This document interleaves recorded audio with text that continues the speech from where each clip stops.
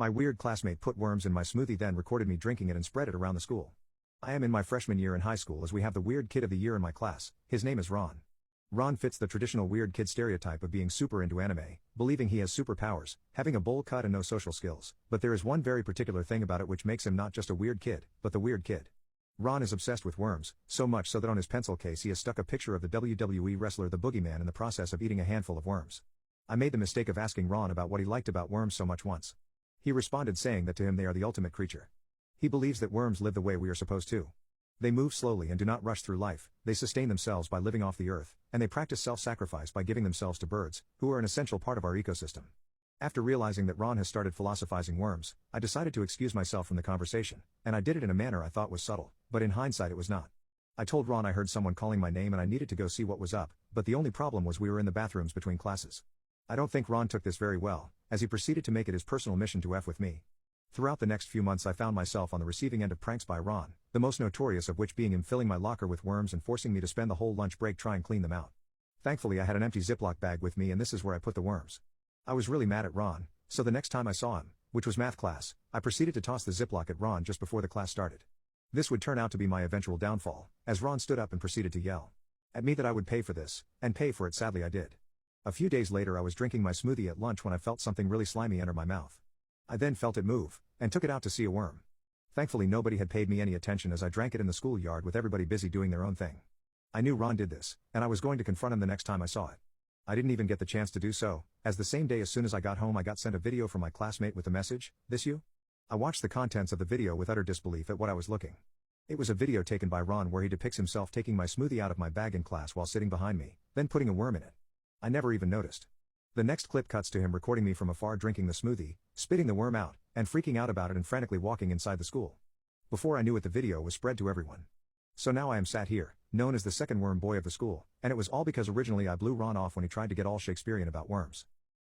My entitled sister destroyed my Christmas present because it was more expensive than hers, so my parents sold hers and gave me the money. My sister is very entitled and has been this way ever since we were young.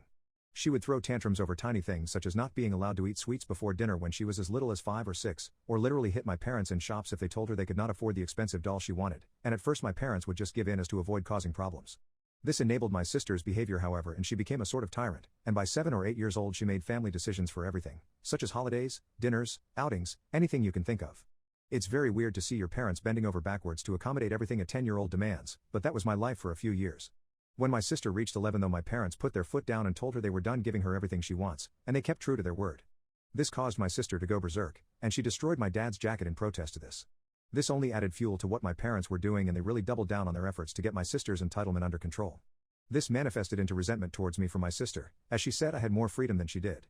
It did not cross her mind that this was because I was 15 and she was 12, or it was because I never did things that she did. To her I was just the golden child, and she started playing the narrative of being the neglected child.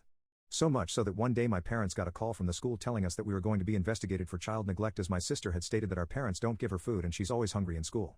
Of course the investigation was over quickly and it was proved there was no sign of neglect. My sister has continued this woe is me attitude up until now, and she is 14 years old. What led up to this big blowout at Christmas was when my parents first asked us what we wanted, and I asked for a new phone considering mine was on its last leg. My sister told them to surprise her. And that was that. Nothing else was ever discussed about the presents. Until a dinner at the end of November. My sister out of nowhere joked that just like always, my present was probably going to be more expensive and more lavish because she is the black sheep and I am the golden child. I asked her why she feels the need to play the victim constantly, and she said it's because she was. We ate in silence as none of us wanted to escalate it into an argument, as there is no way other with my sister. Well, Christmas morning came 2 days ago and we opened our presents. I got a new phone just like I asked for, an iPhone 13, and I was overjoyed. I also got some other small things like deodorant, socks, the standard things. It was my sister's turn to open hers up and she did. She ended up getting a small Gucci bag, as well as Versace perfume, on top of brand new shoes which she has wanted for a while now. Oh, and she got a very fancy makeup palette. Every single time she opened up her present she rolled her eyes, and even when she got to the shoes which she had been wanting, our parents got a lukewarm thanks, and that was that. She damn near went upstairs crying with how disappointed she was with her presents, and I could not figure out why. She came back down an hour later saying that she was right and that her presents did not cost nearly as much as mine did, and she said she did the math to prove it. She literally pulled out a calculator and said she had found all the retail prices of her presents and compared them to my phone. Presents ended up being more expensive by around $200. She then demanded to have the $200 in cash. My parents told her she was being ridiculous and that there was no way on God's green earth they would do that. Commence her flying into a rage. I don't know why I left my new phone out on the table and did not have it in my pocket when she flew off the handle, but in my defense I never expected my sister to be insane. Well, in her fit of rage she took my phone and completely obliterated it by yeeting it at the wall very hard. It smashed on impact and fell to the ground, and chaos erupted. My mother literally yanked my sister back by the shoulder as she was dressing to leave the house to avoid backlash. I picked what was left of my phone up and went upstairs with it. I felt extremely hurt by what she did, but I figured I would let my parents take care of it for now and I would have a word with it later. I heard my dad yell, and when my dad yells everyone takes note as he has the ability to be really scary due to his former experience as a SEAL. I don't know what was said as they talked quietly, but around 10 minutes later I heard my sister go into her room while crying. It hurt that she did not even come in to apologize, I gotta say. My mother then came in and told me not to look up prices on getting the phone fixed as they were going to deal with this themselves.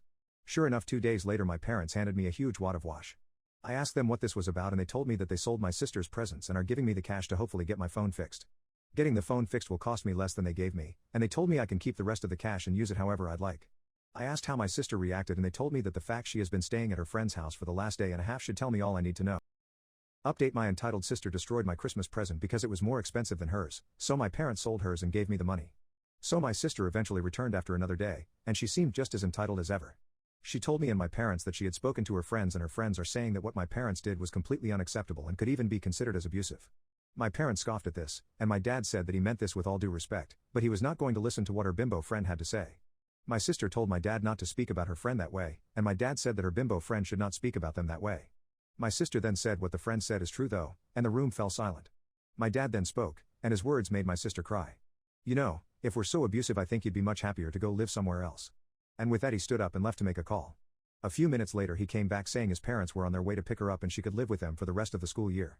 My dad's parents are farmers and my dad was raised on a farm, meaning he worked hard from a very young age. My sister does not know anything about hard work, and when she learned that her grandparents were coming to pick her up she broke down crying. She said she was sorry, she didn't want to live with her grandparents and whatever else. I think she was finally facing the consequences of her actions, and it was strange to watch. On one hand I felt bad for her because she is my sister after all and no matter how entitled she is I do love her, but on the other hand I hope she can realize this is being done for her and not to her, because eventually she will have to let go of her entitled ways in life or she will get seriously burned. I won't say my real name since I probably won't go up to heaven for this, but I'm about 16, and I always go down to this bank to take money out. I only had a savings account so I didn't have an ATM card at the time. There was always this cute chick working there. She'd always smile and greet me, and I'd always try to go to her line. As she was a bank teller, I only saw her sitting down. This is important later. She also has some watermelons, this is also important since it's all I can look at when I talk to her. One day, I work up all the confidence to ask her out. I make sure I'm flexing my money so she knows I got motion. She laughed and said yes. So we set up a time around the weekend for me to come over and pick her up. She gives me her number, I get her address, and I skip home as happy as can be. So it's the weekend. And I drive up to her house in my little beat-up Honda. I knock on her door and her dad answers. A split second of holy moly comes over me, but he just gives me this heartwarming smile and invites me into this house. I instantly feel at ease and we go sit down in the living room. Her dad is all happy like I'm so glad you're taking my daughter out and I really appreciate it and all this craziness, she can be a handful. So I'm starting to think to myself, oh what have I gotten myself into? So her dad reaches into his pocket and pulls out a set of car keys. He says, I want you to take my car. I said, no, that's okay. I have my car. He's all like, no, practically forcing the keys into my hand. Still keeping his big smile on his face. No sooner does he give me the keys than I heard a loud buzz from the top of the stairs. Holy moly, she's in a wheelchair. A split second of shallow human being comes over me, but I think about it and say to myself, I can do this. Game is game and I have to see it through now. She's awesome and has a great personality, with some nice watermelons. We go outside and I realize why her dad wanted me to take his truck. It was all rigged up with the belts and harnesses and the door that came all the way out for the wheelchair. So I took his truck and we headed to the movies. The best part is the handicap spot. We even beat an old lady to the only parking spot, and the best part was the girl looked at her and said womp womp as we took the parking spot. So we're in the theater and no sooner does the movie start, then she starts putting her hands all over me. That's totally cool with me. We started making out almost during the whole movie. It was Black Panther so it was even better.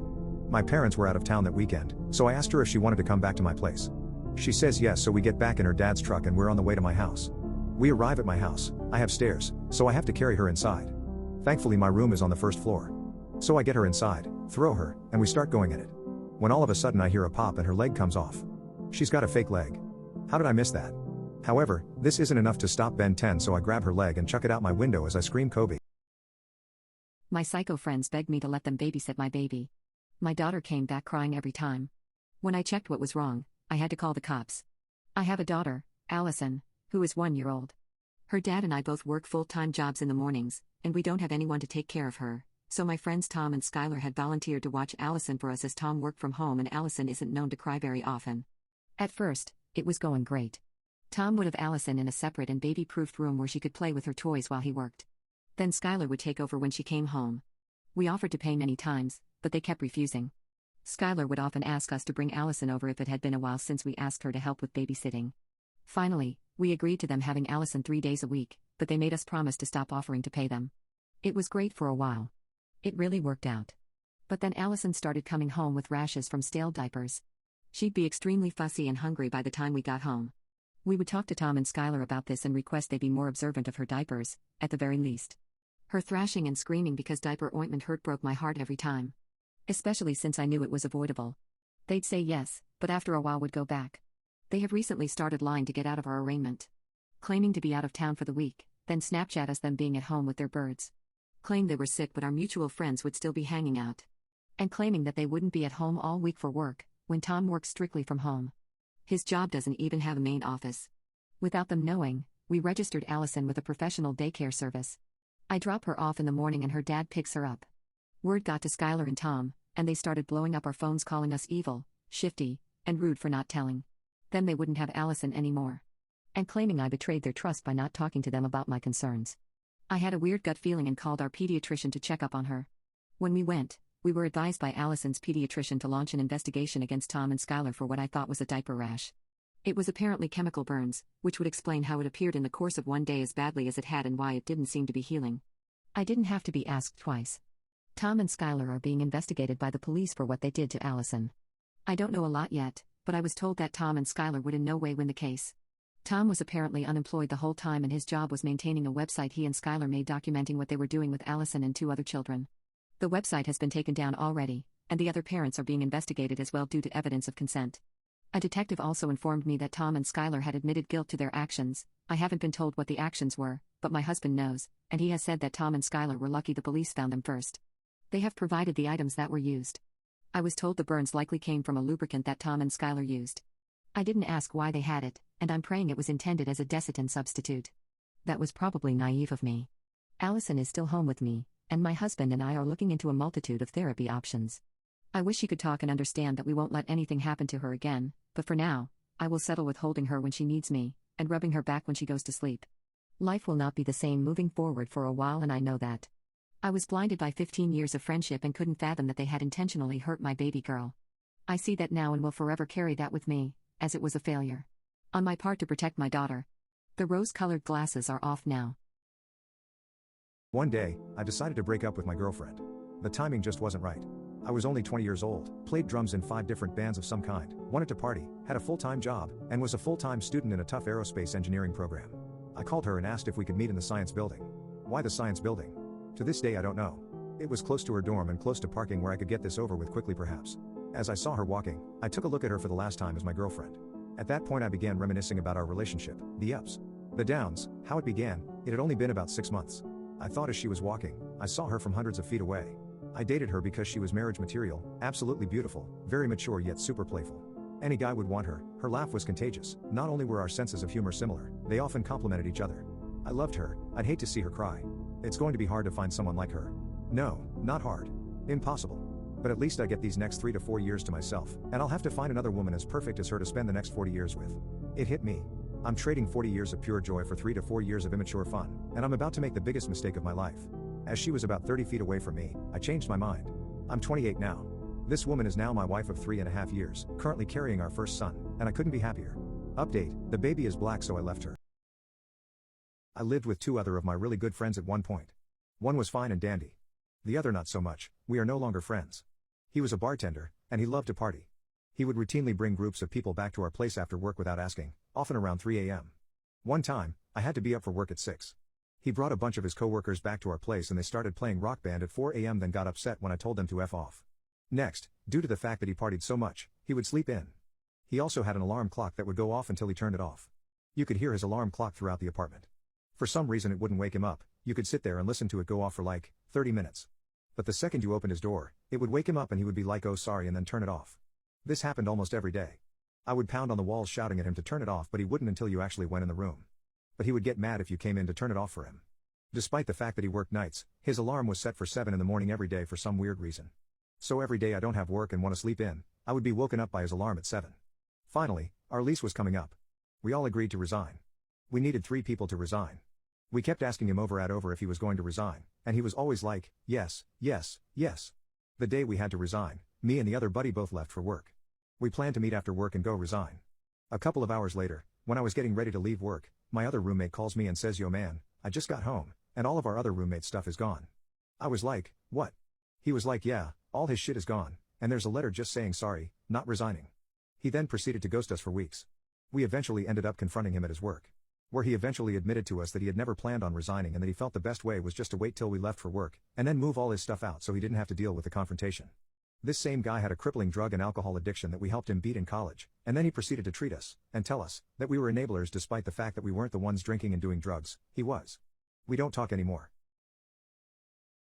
My golden child sister deliberately made her wedding day the same day as our younger sister's graduation, so I've convinced my entire family not to attend the wedding. My third youngest sister Erin is the golden child. She was the last planned child and the 2 younger ones were both accidents. Erin was the one supposed to tie up our family.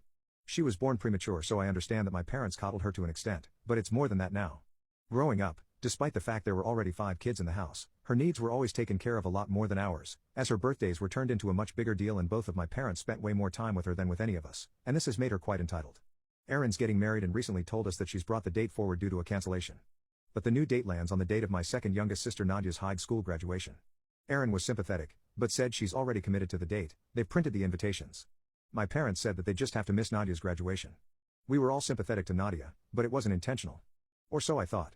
You see, Nadia later told me and my older brother Leo that she was there when Erin got the call about the cancellation, and when Erin suggested a new date, Nadia told Erin that she was graduating that day, but Erin just laughed and accepted the date anyway. This, as much as I hate to admit it, sounds like a very Erin thing to do. She booked her engagement party for the night of Nadia's 18th birthday. She also announced her engagement at my oldest sister's wedding. Everything is about her. I confronted Erin about this, and she said that Nadia's high school graduation didn't matter. She wanted to get married to the love of her life sooner, and our family had been to plenty of high school graduations at this point anyway. Here's what gets me the most: Nadia's been looking forward to this for so long. She's watched all of us graduate and have these huge celebrations thrown by our parents. I asked Nadia what she wanted, and she said she wanted to have her day. So, I told my family that me and Nadia won't be attending the wedding. My brother Leo has also dropped out. Everyone's angry. Erin's furious, and I didn't make it better by telling her that I could watch our other siblings get married, since it's all the same in her eyes. Mom's trying to convince me to come to the wedding because graduation isn't as important, but I feel like if I don't do this then it sets a precedent in Nadia's life that she's always going to mean less than Erin. I've had messages calling me an a-hole, an idiot, etc. They're telling me to step up and be a good brother, but that's what I'm doing. My son is supposed to be the ring bearer, but with how my family is reacting, I'm considering pulling him out of the wedding, too. My dad's told Nadia he'll take her to dinner after the wedding. Nadia's currently staying with me because Mom won't stop cornering her. It's been 2 days since the wedding and a lot of stuff has gone down. So, last Friday Leo and I went to speak to our parents and my golden child sister Erin. I wanted to tell them that I'd be pulling my son from the wedding. Our older siblings ended up turning up as well, so it was us 4 standing up for our younger sister Nadia. Leo had spoken to them the night before, and helped them see things more clearly from Nadia's eyes. Apparently, it didn't sink in with them that Erin chose the date intentionally. There was a lot of yelling. Erin accused me of trying to sabotage her wedding. Our parents tried to convince me to let them take my son to the wedding, but I stood my ground. I felt a lot stronger with my older siblings with me. There's only 2 years between me and Erin after all. Luckily, the oldest Lydia was there. Her words carry more weight as the eldest, and she didn't give Erin or my parents room to argue as she told them that Erin chose the date intentionally, admitted as much in front of me and Leo, and that this was normal behavior for her. Lydia told them that if they continued to favor Erin so blatantly, the rest of us would go no contact. Our dad started yelling. Not at us, but at Erin surprisingly. I've never seen him so angry before, and to see it directed at Erin was shocking. Our mom asked us to leave. We didn't hear from anyone on that side until Monday when Erin's fiancé George asked to meet us at our parents'. He apologized to Nadia. He didn't know that the wedding and graduation overlapped, nor did he know that it was something Erin did on purpose. Our dad was the one to tell him. What followed was a long talk between us during which we all aired our grievances. I told our parents that we all felt that they valued Erin more. That none of us mattered to them. Compared to her. Her artwork always went up on the fridge, ours always went in the drawer. I told them that, as a parent, I could never imagine treating my child like that. Erin tried to argue. She tried to tell us that we were trying to turn her into a bad guy, trying to turn our parents against her, trying to sabotage her wedding. Our mom told her to be quiet and that it was our time to talk. George stepped in to tell us that he didn't expect us to attend the wedding, but we were welcome to attend the reception. He went so far as to say that he wished he could have canceled the wedding altogether, but it only cost him more money that he'd spent by bringing it forward. Mom's willingness to hear us out lasted less than 24 hours. By Tuesday, she was begging us to reconsider. Apparently our feelings meant nothing in the face of Erin's dire stress and the fact that people would be questioning our absence on the big day. I haven't spoken to my mom since, but I did ask my dad to bring me some of Nadia's things because she is going to be staying with me full time. We have officially gone no contact with our mother. Dad took Nadia out for an early graduation celebration on Wednesday. They had a daddy-daughter date that I think she really needed. He apologized for a lot of things and told her he wanted to do the same with the rest of us. But Wednesday was about her. I'm happy she got that one-on-one time with him. She was happy coming home to me. In our sibling group chat, she said that she really thinks Dad is going to try to mend bridges with us, even if Mom won't. Dad also turned up early yesterday morning to give Nadia flowers. He told her that he was proud of her. George even called while he was getting ready for his big day to congratulate Nadia, which I really appreciated. We didn't hear from Mom or Erin. Our paternal grandma ended up coming to the graduation with us. It was a great day. We didn't think about the wedding, didn't think about Erin. We just had fun together.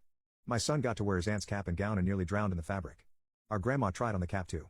We took photos and sent them to our dad, who posted them in a Facebook post he wrote to congratulate both Erin on her wedding and Nadia on her graduation, and we laughed about how it must have ticked off our newly wedded sister.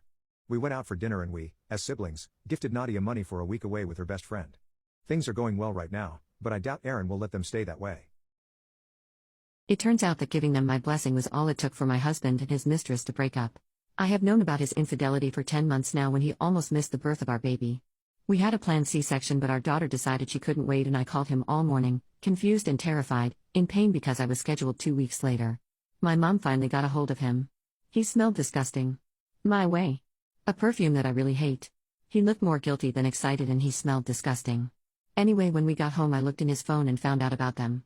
I don't know how he has been able to fool me, or was I just blind? I told him that I knew and he tried to deny it, and I didn't argue. When I didn't argue, he probably felt relieved that I had dropped it, or maybe he thought I believed him. One day he came home late and he smelled of my way again, and I broke down crying and begging him to stop. To choose our family. To choose me. I love you. He just denied it again and I didn't argue again. I told him that I hated what he was doing and that I hated her disgusting perfume. I don't think it mattered because he was working late again not a week later. The day after New Year's Day, I took my children to town because I convinced myself that I needed to do some shopping. I found myself walking around his office around lunchtime looking inside restaurants. I thought that after the holidays keeping them apart they would be wanting to have lunch together on their first day at work. My heart was racing and my stomach churning. I thought that if I saw them together I would faint or even pass away, but none of this happened.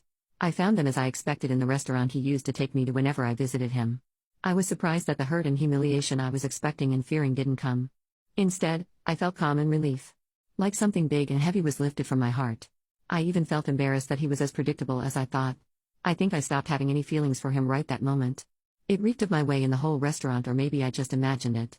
I told them that I wasn't there to cause trouble but that I needed to see for myself. I told her that she had won, and that now she could have him. I told him that if he followed after me that I would scream because he was about to. When he got home he wanted to talk. I told him that I wasn't angry or hurt anymore. He could be with her. For almost 2 weeks now they have been arguing and fighting over text because he ended the affair. I will never understand how some people function. Why weren't my tears and pleas enough for him to end it, but my blessings were? I discovered that my fiancé has been contacting my pissed father and plans to secretly invite him to our wedding. My father started roping me when I was 12 years and did it on a monthly or so basis until I was 14. The only reason he stopped is because CPS was called, but unfortunately they were not able to take me away as my father never left marks or bruises on me, and there was genuinely no evidence of rope. He also threatened me to say nothing was going on and do my best to sound convincing, and so out of fear I did. When they let me stay with him he stopped roping me, but he resorted to other forms of abuse, and continued this until I moved out at 18. I found a cheap apartment in another state, and I left for this state the day I became legal and enrolled in the cheapest college I could find. I also had found a job in this state just a week before leaving, so thankfully I was kind of set. I cut all contact with my father too. It was a community college that I met my fiancé. He was charming, tall and handsome, and something about his calm and accepting aura made me confide in him during one of our study sessions. He was appalled and held me for a long time after I got all that off my chest. He was the only person I have ever told besides my best friend, and we are now engaged. We dated until we finished college and were together for 3 years by that point, and he engaged a few months after. The wedding is now 4 months away and I cannot wait. I thought my fiancé truly has no flaws. His 3-incher could be regarded as a problem, but he knows how to use it so it's not as bad as it sounds. As far as my abusive father goes, my fiancé has been nothing but supportive, has never chimed in with an unwanted opinion or even hinted at the fact I should forgive my father or resume any form of contact. That's what made my discovery even more shocking, because I truly never saw it coming. This was something I feared when I first told him, but over the years he was so supportive I never in my wildest dreams considered this a possibility. My fiancé was asleep and so I took his phone to look up a clothing item because mine had died. The temptation of Instagram Reels got the better of me and I scrolled for a few minutes indulging in relationship cat memes, getting totally lost in the cats dancing and forgetting all about what I was using his phone for. Just as I was about to exit the app, I saw a familiar name send him a message. I could only see the first name at first, and it happened to be my dad's. I was thinking there was no way, and so I got off the app and went onto the website to browse for clothes. But I couldn't shake the fact I saw my father's first name pop up in the message, and curiosity got the better of me. I went back onto Instagram and went into the messages. The account name was my father's name with his second and last name's initials after it. They all matched my father's, and now I was begging God that this was some messed up coincidence. But it was not. I clicked into the messages and scrolled through. What I found was so much more effed up than I could ever imagine. They had been speaking before we were even engaged, and my husband has plans to secretly invite him to the wedding. In my husband's words, he reached out to my father because he thinks I'm not mature enough to let go of the past and reach out even though it's good for me to do so. He said he thinks having my father back in my life, even indirectly through my husband, would work and make me more domesticated, like a good woman should be. I put the phone down and for the last week I have been making arrangements with my best friend in another state to come pick me up. I'm going to call the wedding off as soon as I am safe. I spend every day packing while my soon-to-be ex-fiancé is working, and my best friend will come to pick me up in 2 days' time. I'm not saying anything for the time being as I'm trying to escape as safely as possible. My entitled roommate wanted me to leave the house because he was having a party, so I took all the toilet paper with me and now his reputation is ruined. I have never gotten along with my roommate to the point where I think he might hate me. My roommate had made it a mission from day one to make me feel miserable. He constantly nags me about cleaning the dishes and keeping the house clean, and never includes me in his plans to hang out. I cook my food 3 days in a row because sometimes I just don't have the time, but he often eats my leftovers without asking and then refuses to admit that he ate them. There is no one else in the house, so he's the only one who could have done it, by the way. Yesterday, he really reached the limit. I was at work when he texted me, "Just so you know, I'm having a party tonight, so you should probably find someplace else to sleep. Also, if you don't want others to touch whatever stuff you have in the bathroom and kitchen, you can put it in your bedroom before they arrive." He didn't request or suggest, but straight up demanded that I stay out of the house. I keep to myself and am mostly in my bedroom whenever I am home, so I didn't see why he couldn't just let me be. But when I asked him, he just said that the music will be loud and he didn't want me to complain. I wanted to argue that it was my home too, and that I had a right to stay in my room, but I knew it would be useless because of the nature of our relationship. I tried to get along with him and invited him to hang out at first, but he always refused by saying that he wouldn't enjoy my geek hobbies. That's fine though, because I was okay with just doing our own thing and not invading each other's personal space. But he always made it a point to tell me that he was partying, and that I was not invited. It was so uncalled for and I was starting to get fed up with him. So when he proposed that I shouldn't come home because he was having a party, I wasn't just going to let him order me around like that. Then I remembered that he said I can take my stuff out of the bathroom and kitchen, and thought of an amazing plan. I rushed home and noticed that he had gone to buy some food for the party, so I got to work. I took every single plate that I had paid for out of the kitchen and put them in my bedroom. Then, I took my stuff out of the bathroom but went one step ahead. I took all the toilet paper out because I was the one who bought it, and left the bathroom looking completely empty. I knew that people would question why he didn't have toilet paper, so I decided to write them a message. My note said, "In this house, we wipe our butts with our hands, because toilet paper is harmful to the environment." I left to stay at a friend's house and took all the toilet paper with me. A few hours later, my roommate called me and began saying that he was going to beat me up. Apparently, his friends had found the note and were convinced that he was the one who wrote it. They were so disgusted by it that they left the house and blocked him on social media. He was threatening to sue me and that my life was now over. He called me sensitive and childish, and that I was just a petty brat. But I just laughed and said, "Well, at least I don't use my hand to wipe my butt like you." My son thinks he is David Goggins. My son started watching his videos about a month ago, and the bastard is out of control now. He dismantled his bed and started sleeping on the hard floor because unnecessary mattress softness induces gayness. He's put up a pull-up bar in his room, and he's locked in there for hours doing FACking pull-ups. The other day, I got up at 4 to take a piss, and I heard him yelling, "Who's gonna carry the fucking boats?" What the fuck, he's never seen or been on a boat in his life. The other day during dinner, he asked his mother if he cried when he was born, and she said, of course. He just shook his head with such disappointment and left his food to go do more pull-ups. I mean, he looked pissed, more pissed than the time I offered to buy him an iPod to listen to while working out. The other day, he tried to make toast by staring at a slice of bread intently. After about a couple of hours, he mumbled something about poop in pants, and left. I thought he was going to the toilet, but instead he went to go do more pull-ups. He walks around the house with his shirt off and has put at least 3 holes in each of his workout shirts. I mean, the motherfucker is 8, and frankly, it's getting out of control. To be honest, I don't feel completely safe around him.